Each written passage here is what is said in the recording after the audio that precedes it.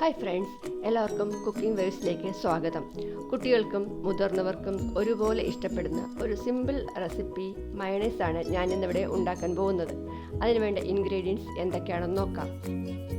മുട്ട 2 എണ്ണം, വെളുത്തുള്ളി 2 കഷ്ണം, ഉപ്പ് 1/4 ടീസ്പൂൺ, പഞ്ചസാര 1/2 ടീസ്പൂൺ, നാരങ്ങ നീര് 1 teaspoon, sunflower oil 250 ml. Ingredients എല്ലാം കൂടി ഒരു മിക്സിയുടെ ജാറിൽ എടുത്ത് നന്നായി ബീറ്റ് ചെയ്യുക. അതിനുശേഷം അതിലേക്ക് സൺഫ്ലവർ ഓയിൽ കുറേശ്ശെ ഒഴിക്കുക.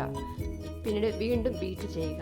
മയണൈസ് നല്ല കട്ടിയാകുന്നതുവരെ ഇടയ്ക്കിടയ്ക്ക് ഓയിൽ ഒഴിച്ച് ചെറുതായി ബീറ്റ് ചെയ്യുക.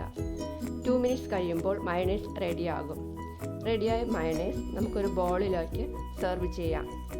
ബണ്ണ്, ബ്രെഡ്, ഫ്രഞ്ച് ഫ്രൈ എന്നിവയുടെ കൂടെ മയണൈസ് കഴിക്കാവുന്നതാണ്.